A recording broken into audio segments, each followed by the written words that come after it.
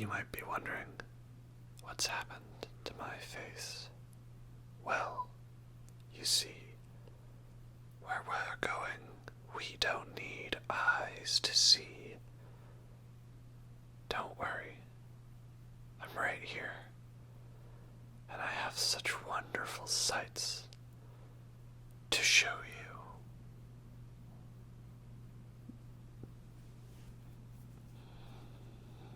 Yeah, I'm not gouging my eyes out for this review. I love you guys, but I don't love you that much. Sorry.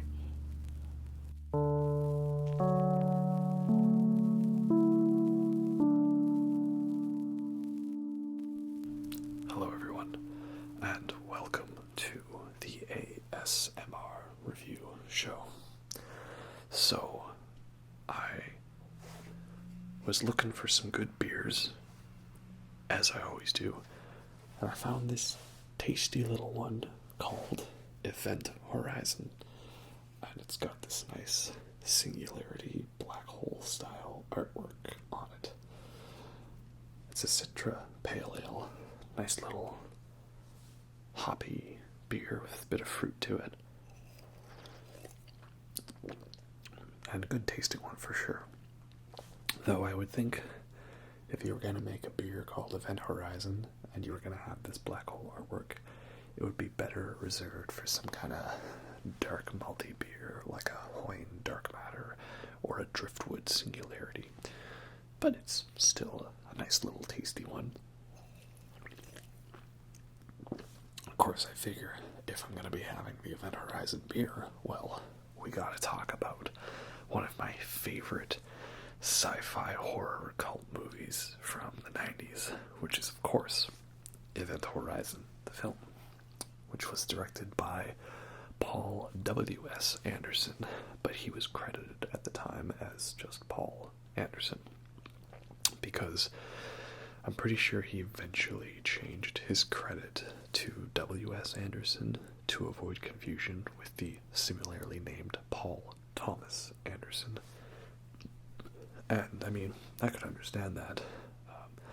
I would say that Paul Thomas Anderson is definitely the better director. I mean, you know, once you've made There Will Be Blood, I mean, how many directors are better than that?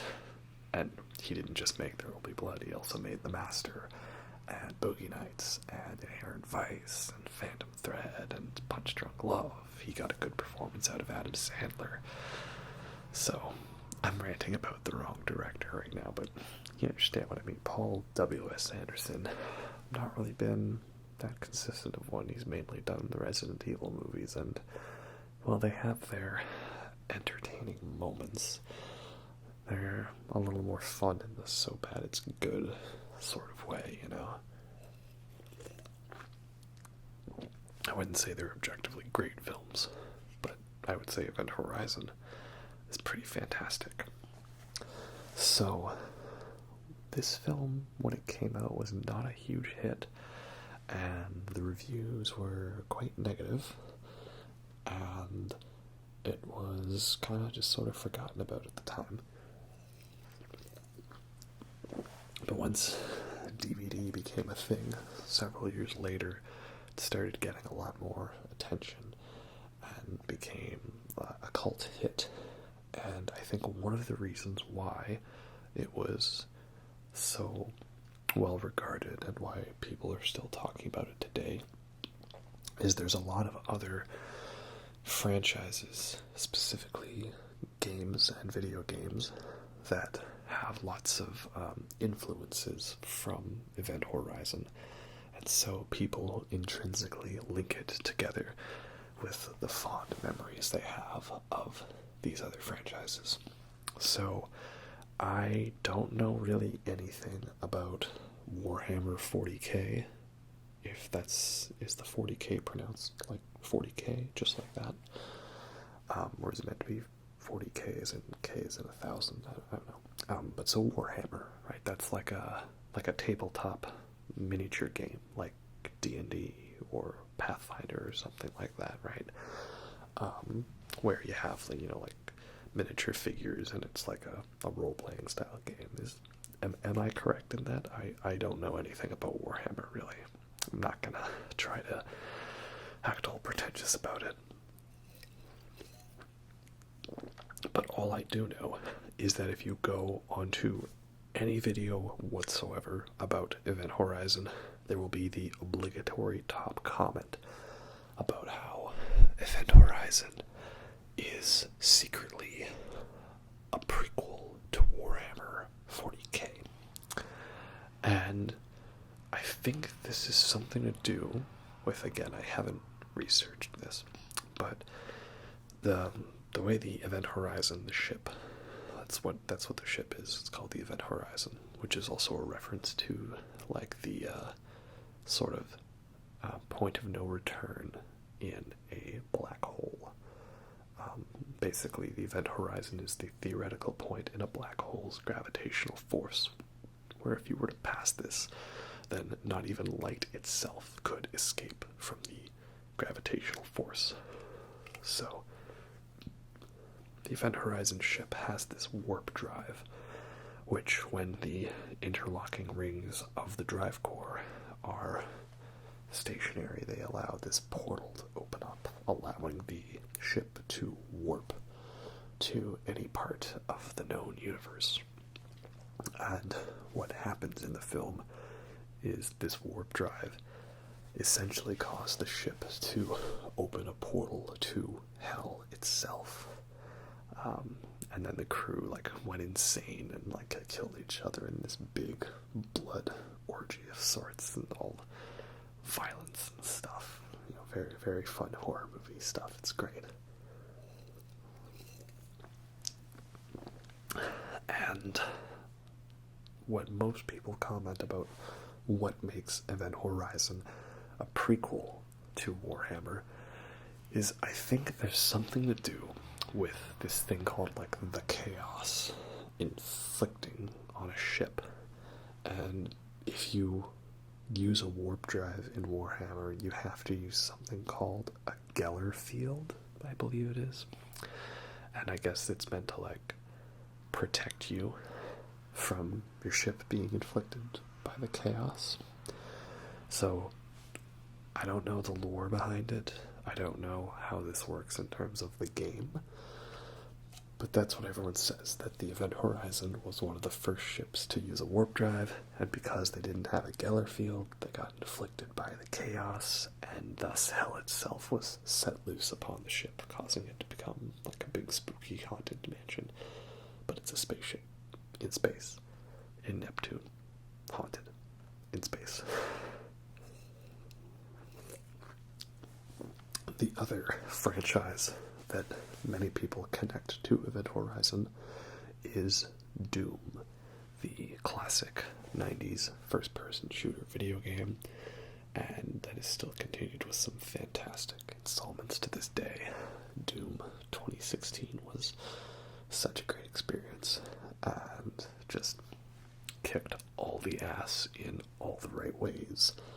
And that soundtrack by Mick Gordon, just chef's kiss, just perfection. I have still not played Doom Eternal, surprisingly, and that's because I'm a very one game at a time kind of person, and if it's a really big, lengthy story type game, I never like to rush through them. I like to really immerse myself in the world. When Doom Eternal came out, I was still playing Death Stranding. That was a fantastic game. Really loved that one. And then, I got a Switch, and so I was playing lots of Breath of the Wild. That's a great game too. I was very surprised by it. Which is a common thing with Zelda, for people to just say it's a Zelda game, automatic 10 out of 10. But in this case with Breath of the Wild, no, I understand why people really like it that much. It actually is a very good game. And then I didn't finish it yet because it's a very lengthy game, and so I've just kind of been in a gaming mood. I've been more in a movie mode, which is why I've been making all these reviews, because I've just been watching lots of great films. That's how it is. But getting back to Doom, right? That's a series where, like, humanity tries to open a portal to hell so that they can, get to demons. And I know in Doom 2016 the idea was to use hell as like an energy source for Argent energy. But I don't remember exactly what the reason for opening the portal to hell was in the original Doom. It might have just been like they were researching stuff on Mars and shit went down, So we have that connection here, that there's a ship and it opened a portal to hell, and hell itself broke loose. Though this one is a bit detached from that, in that there's no badass Marine with what would become the Halo armor and a double-barrel shotgun and a BFG, turning all the demons of hell into a fine pulpy mist, while Mick Gordon plays some sick 9-string guitar riff. There's none of that in Event Horizon, unfortunately, but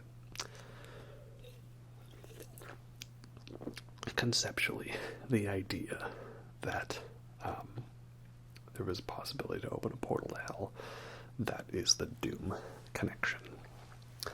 And then the other big franchise with which Event Horizon is connected to is the one that I know the most about, the one that I love, and it being me, it is obviously Dead Space. That is the connection to Event Horizon. And in this case, it was, like, intentional. Like, Doom was already a thing before Event Horizon. The Warhammer connection is purely coincidental, and one that fans have just, kind of made up as their own, like, headcanon theory. But the Event Horizon influence on Dead Space is absolutely intentional. The developers were heavily inspired by it because in Dead Space there's an alien artifact that causes strange hallucinations with all those who come into contact with it. And our main character keeps seeing his wife, even though their wife is already dead, which is what Sam Neill's character, Dr. Weir, experiences in Event Horizon. He's seeing his wife fall over the place and she has no eyes. And she's being all creepy and stuff. But she's already dead because she killed herself a while before. So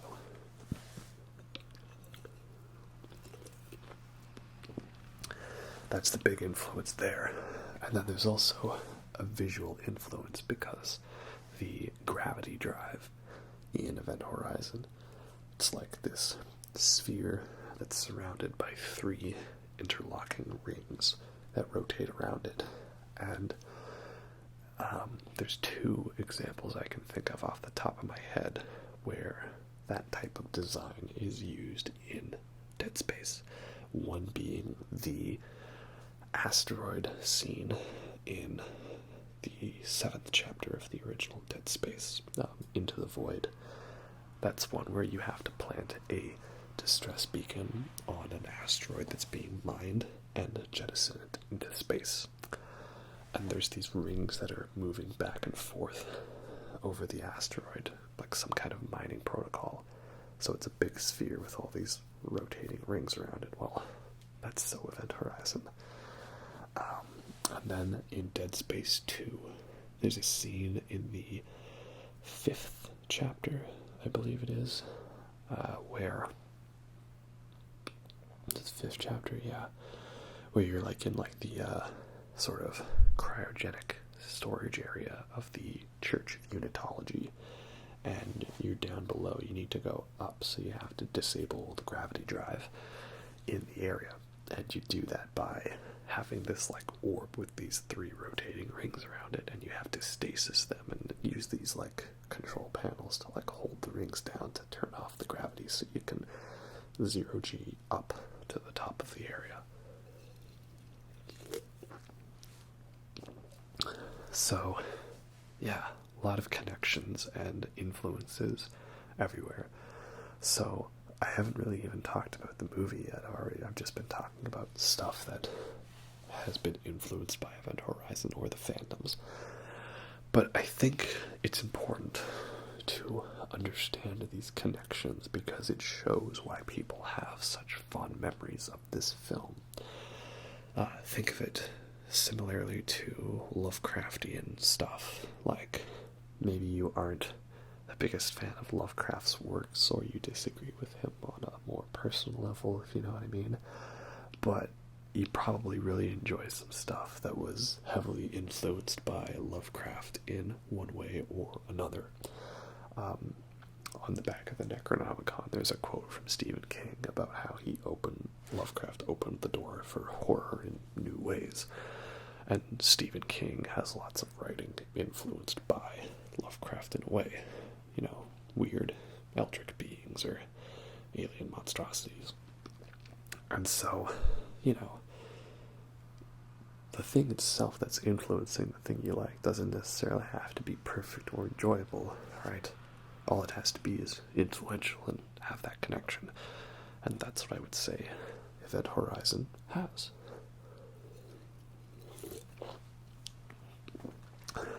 So this film, I saw it at an age where I was probably too young to see it.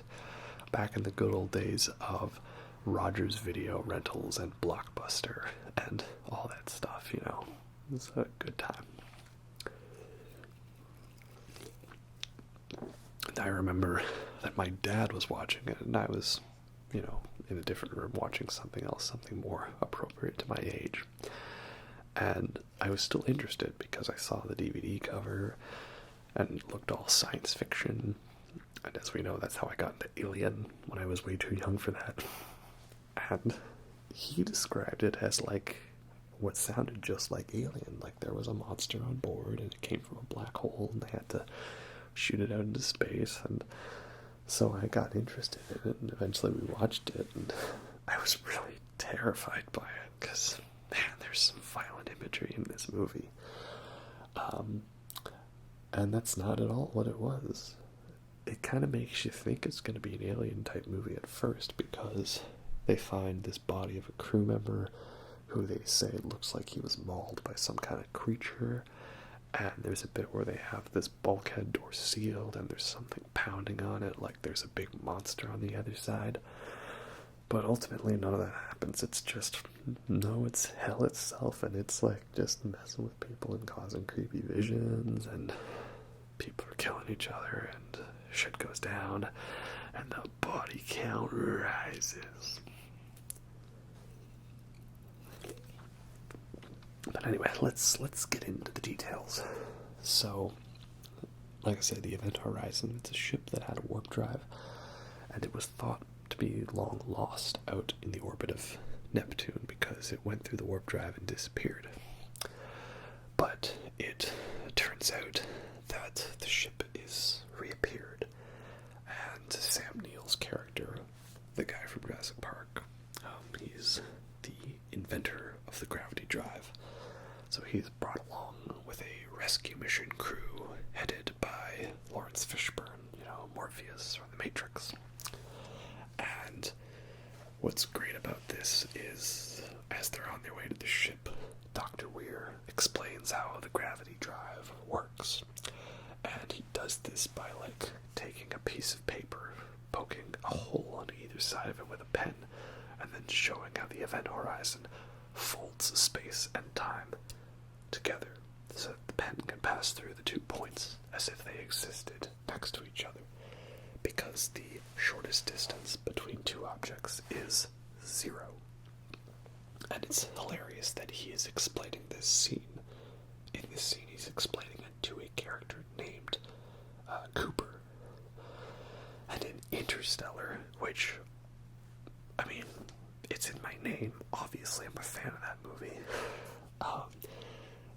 a astronaut explains the whole wormhole theory by folding a piece of paper and putting a pen through it, and explains it to a character named Cooper. Like, what are the odds of that, right? I was very glad that Honest Trailers pointed that out in their Honest Trailer, like, hey, you guys just took that from Event Horizon, right? So it's always good to see this film get a shout out here and there. So they're on the rescue mission, and they get to the ship, and no one's around, and there's like a dead body, and there's lots of blood everywhere, and they're trying to figure out what's going on. And like, this movie, Event Horizon, it's like a mashup of like the setting of Alien, the haunted house spookiness, ghost stuff of The Shining, and the evil hell sadomasochism BDSM stuff of the Cenobites from Hellraiser. That's what this is: Alien, Hellraiser, and The Shining all together in one. And I love it. And then there's just lots of really spooky shenanigans going on throughout the film, and lots of great memorable scenes. Like, one of the young crew members gets pulled in through the warp drive, and he's like just comatose because of what he's seen. And eventually he's just so desperate to rid his head of the visions of hell that he tries to throw himself out the airlock. Like, okay, I get that you want to pay tribute to Javik, but you don't have to throw yourself out the airlock. I like the detail in this scene that Captain Miller instructs him to blow all the air out of his lungs, because if you're going to be exposed to the vacuum of space, all the air inside your body is going to try to be forcing its way out. So you want to have as little air in your body as possible by breathing it all out. And they're able to save him. Again, it's a pretty accurate scene. I love 2001: A Space Odyssey, but there is a big inaccuracy in that you see that Dave, before he ejects himself out of the space pod in through the airlock sequence, he's trying to like hold his breath and build up his air supply, and you can tell like in the scene like his cheeks are very puffed, like he's holding his breath, and that's the worst thing you do in that situation. Another one that got this very accurately was another cult classic, late 90s, early 2000s favorite of mine, Titan AE. That one, they do a little bit of a exposed spacewalk back to their ship, and he tells them to exhale before they break the glass and get out in space, because again, less air in your lungs, the better.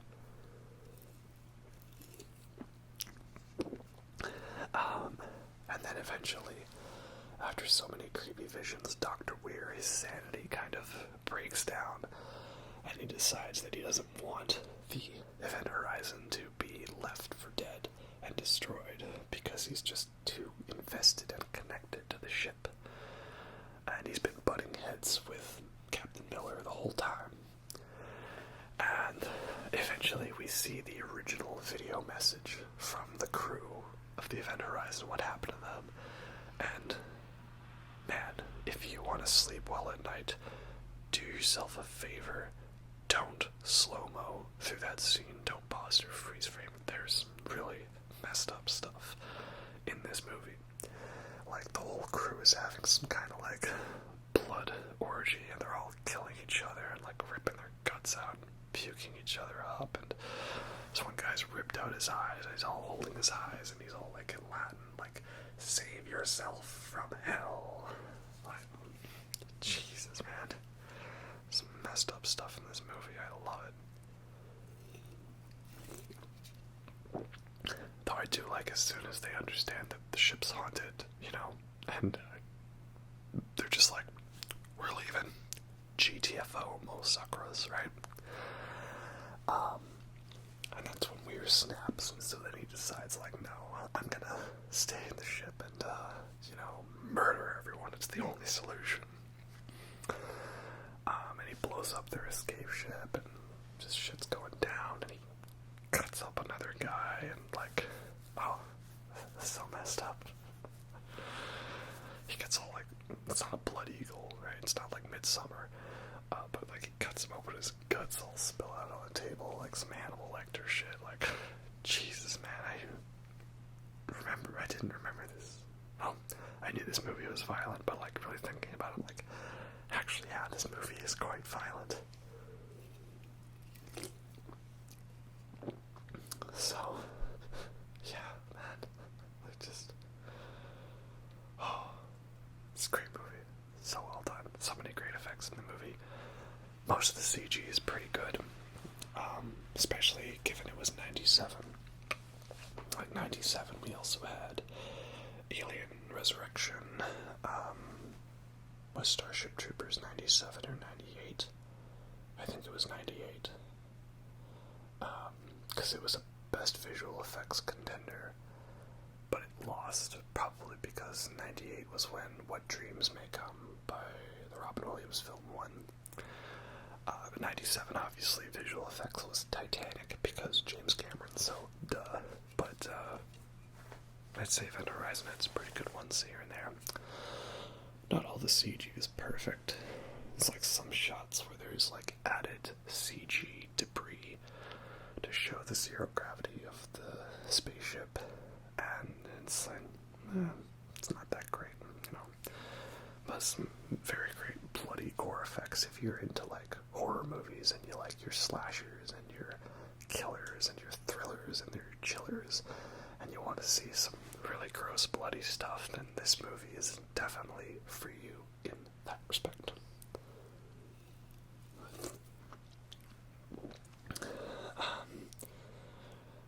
There's a really great comedic moment with Cooper, who's one of the engineers fixing the Lewis and Clark, their vessel, gets blown out past the orbit of Neptune. So he does a little purge. I see your Blade Runner and Alien reference, purge, very nice. And flies back to the ship, and as he's flying back, he's just like yelling out like, "Here I come, motherfucker!" It's great. Always great to have a good comic relief character, you know? So then we see that Dr. Weir has clawed his eyes out, right? Because where we're going, we don't need eyes to see. And even though he gets sucked out into space, he still, like, reappears. And as he says, it's just the ship's bringing him back, right? Like, hell itself is so evil, it's spat him back out. And then he shows him all these visions of hell. And it's like some full-on Hellraiser stuff, like all the Cenobites, BDSM, sadomasochistic torture fantasies, and people being all chained up with barbed wire and maggots, and they're being ripped apart. And it's only some quick flashes, but it's very effective in really freaking you the hell out. And it was like inspired by like the works of the painter Hieronymus Bosch, where it's like all weird, freaky, end of the world stuff, and small people being eaten by large people, and it's simultaneously scary but also terrifyingly beautiful. Lots of really messed up stuff.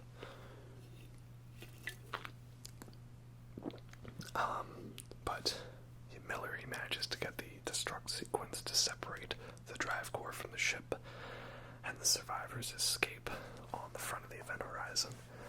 And happy ending. Except then Jolie Richardson's character has a weird vision that Dr. Weir is still there, so maybe not a happy ending, I don't know. It's a horror movie, you gotta always end with one nice little scare, right? That's how it is.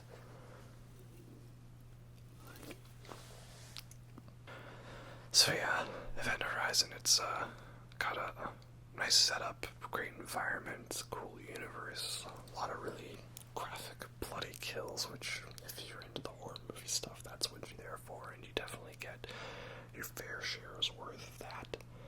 It's good acting. I love me some Sam Neill and some Lawrence Fishburne. Sam Neill, he's like in so much creepy horror, Lovecraftian stuff, you know, Possession, In the Mouth of Madness, Jurassic Park in its own way, and this movie, Event Horizon, just, he's a great actor, really underrated.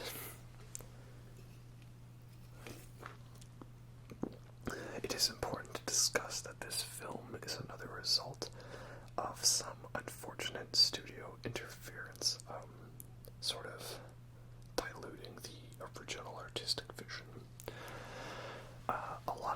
do like to sort of fantasize on the what ifs when it comes to Event Horizon. So basically, like, this film was like not supposed to be released when it was. See, Paramount's movie for the summer of '97 was going to be Titanic, but they ended up pushing it back to a December release date to just help, the movie get all touched up and finished. So this meant that Paramount didn't have a film available for the summer of '97, so they decided to move up the release date for Event Horizon. And Paul Anderson agreed to a certain time of a couple of weeks to edit the film and get a final cut and finish the special effects. But unfortunately, during this time, it was also when he had to be screening the film to test audiences, and he was unaware of this at the time, which is why he wouldn't have agreed to this scenario had he known. So they showed a long, rough cut with unfinished effects to the test audiences, and this version of the film was about 130 minutes long, just over 2 hours. And the test audiences reacted very negatively that the film was very slowly paced, and that the effects weren't that good because they were unfinished. And then also because the film was so bloody and violent and terrifying, the ratings board, the MPAA, they gave it the Kiss of Death NC-17 rating, which basically means, at least in America, that you have to be older than 17 or 18 to go see the film. It's not even if you're there and you have a guardian with you, you can go see it. Just no, only of age or higher. And generally the studios want to avoid the NC-17 rating because that means it's quite a larger chunk of the audience that's not gonna get to go see the film.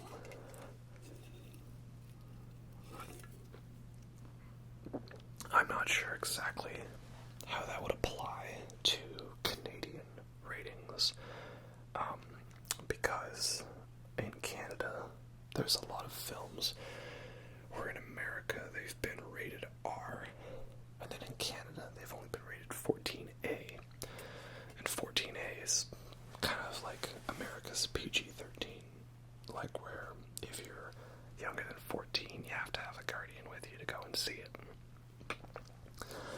So they don't really heavily enforce that. I remember there was one time I was buying a ticket by myself, but I was still with my dad. He was buying a ticket, I think while he was getting the snacks or something. And so I bought a ticket to see Cloverfield, which was PG-13 or 14A or something like that, and I bought a child ticket because I wasn't of age at the time. And the guy just let me buy, and he was like, "Oh, you just might want to find an adult to sneak in with you." And I was just like, "No, I'm with my dad. He's right over there." But he was just totally willing to sell me the ticket, and as long as I walked in when there was someone older with me, I could have gotten away with it. But then there was also a time where the theater people were trying really hard to not let me see Aliens vs. Predator Requiem, because I didn't have a guardian with me at the time, but it was one that I had already seen the previous week, so they're a little inconsistent when it comes to that, but whatever, it doesn't matter now. I'm of age for everything, so. Another film I remember is that Prometheus was rated R in America, but it was only rated 14A here in Canada. So it's PG-13 is less severe than 14A, but 14A is the same severity as R. So I'm not exactly sure how it works. The main point is that with Event Horizon, the studio ordered a bunch of the violence and scariness cut down to get to an R rating, which is kind of sad because then eventually everything Paul Thomas Anderson did was like PG-13 or something like that, you know. Like, I'm not advocating for more violence or, you know, stuff like that in films, but the rating system is kind of a joke because some of the stuff you can get away with in lesser ratings compared to R-rated films is pretty crazy. And like, if you happen to say the word fuck like more than once, it's automatic R rating.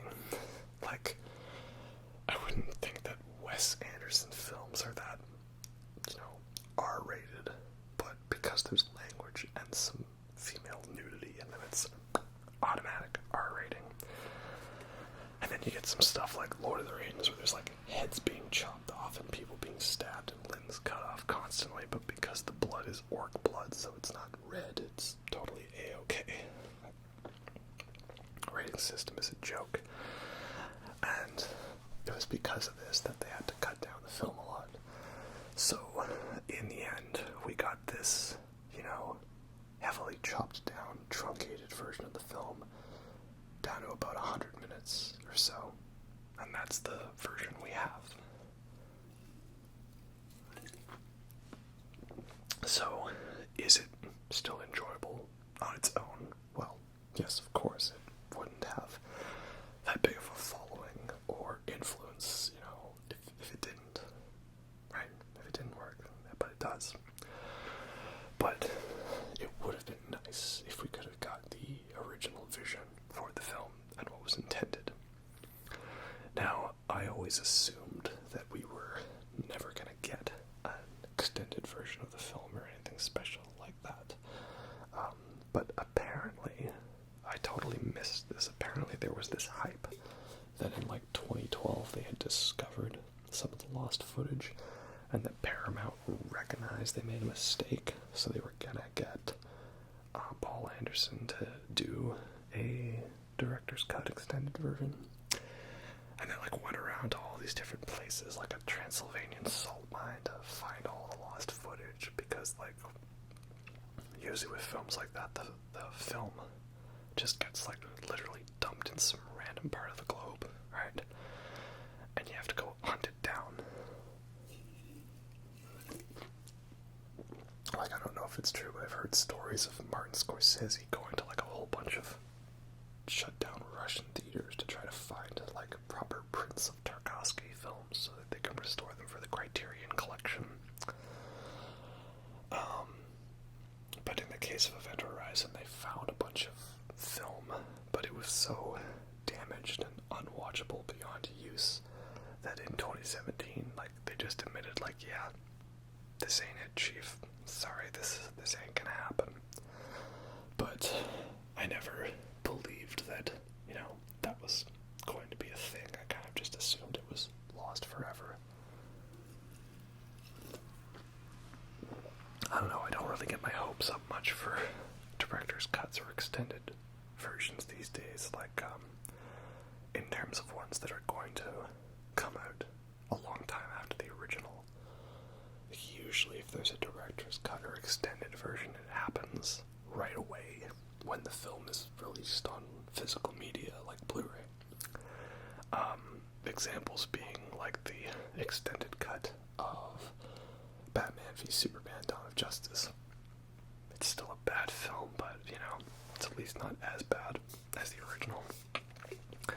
Or the director's cut of Doctor Sleep, which I can't believe that they didn't just show the original in that film. Like, you guys had a masterpiece on your hand, you cut it down a bit. Like, I don't even know what was cut out of that film because I can't find a good comparison online, and I kind of don't want to. I like just thinking that that's just how the film exists, right?